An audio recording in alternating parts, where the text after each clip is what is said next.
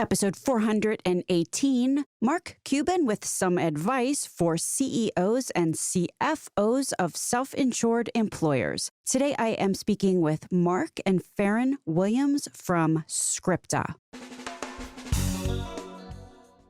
There are people out there who are very strategically taking wild advantage of a situation where CEOs/CFOs fear anything to do with healthcare in the title and don't do their normal level of due diligence. You think it's an accident that this whole space got so, in air quotes, complicated? HR needs your help, bottom line. If you are a CEO or a CFO and you do not know everything that Mark Cuban and Ferrin Williams talk about on the pod today, wow, are you getting shellacked? Mark Cuban uses a different word. Healthcare benefits are, after all, for most companies, the second biggest line item expense after payroll. But don't despair here, because all of this information is really and truly actionable.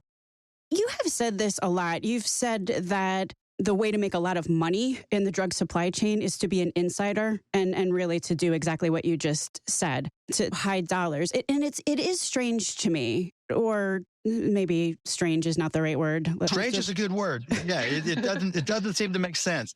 It doesn't make financial sense. I've talked to plenty of HR professionals, and they're great people and they care a lot about their employees. But who doesn't like receiving millions of dollars back in rebate checks? I equate it to the same psychology as getting a tax refund every year. It's your money, but it still feels good to get that refund. And they're so used to having it now. Yeah, I mean, it's a great analogy because we all have that experience where we know it's our money, but we still can't wait to get that check because it's the savings account we were never able to save for. Well, just interjecting, I mean, I think one of the big things that many self-insured employers really don't understand is even if they have a contract in which they're getting, in air quotes, 100% of the rebates, it's like the inconceivable. I don't think that word means what you think it means. It's like rebates can be defined any way the PBM wants them to be defined. Yes. So like I can just call it something else and then the employer... They play left pocket, right pocket all the time because rebates essentially are going away because of all the legislative risk. And now they're doing copay accumulators. There's just so many games that they're playing. Administrative fees, data fees, will charge you back for your own data. It's insane. And they're still making that money because you haven't seen any of the big three, all the public companies making any announcements that their earnings are going to drop dramatically or drop at all. That's just not happening. And that tells you all you need to know. And it's interesting that they have these huge GPOs to collect a lot of the rebate money and that they're moving them overseas. So they're out of the purview of legislation. Exactly. And I just want to make it clear that who we're talking about here are the big old guard PBMs. There's a number of smaller ones that have, and I'm not certainly saying that just because a PBM is small or even that a PBM in air quotes says they're transparent. It's very much buyer beware. Here, without adequate due diligence or looking at the footnotes buried in the contract terms, an employer can really be taken advantage of. It's important to surround yourself with trusted partners who bring that added experience to the table. Obviously, the system is perfectly designed to produce the results that it produces because here we are. The entire cycle here is built upon this foundation of secrecy to a large degree. Yeah. Like you have this weird perception that the only thing that's driving competitive edge is hiding data from customers within the healthcare industry. And obviously you feel different. You've created a company in which the business model is transparency. We can't forget that this pharmacy benefits industry is massive. Right? It's driving over $1/4 trillion in drug sales annually, and it's serving nearly half of all Americans. We know what's missing is transparency. And suddenly when you have companies like Mark Cuban's publishing prices openly and transparently, and companies like ours helping members who actually have a shopping comparison tool, just like everything else that they buy, it is game changing. It's really exciting. All we want to do is simplify it. We want to have a 1950s care package where the doctor prescribes the medication, you go to the pharmacy, hopefully cost plus drugs, and you buy the medication. That's it. The company, you have your insurance through your company, then your company credit card pays for it.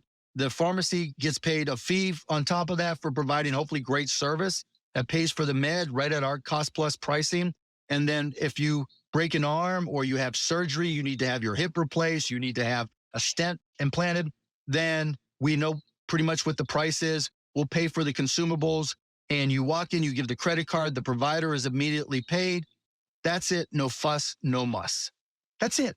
I'll buy the reinsurance in case it's something crazy that happens. I'm really excited to hear about just the changing in consumer behavior, because that's been one of the largest challenges for Scripta and Mark Cuban Cost Plus and many people, is this whole new way of thinking about things for plan members. Is they're used to spending 7 minutes or less with their doctor, getting an electronic scripts into their nearest pharmacy, which is likely a mega chain, and then having that casino-like experience where they get to the pharmacy hoping that they're going to be able to afford the drug. If they can, they'll pick it up. And if they can't, they don't get it. So I'm just so happy to hear that there's all of these hands and innovative thinkers now trying to solve this problem for patients who really need the help. Well, you guys at Scripta, are trying to do the same thing, right? And just make sure that there's transparency in their information, which is why it's a great partnership.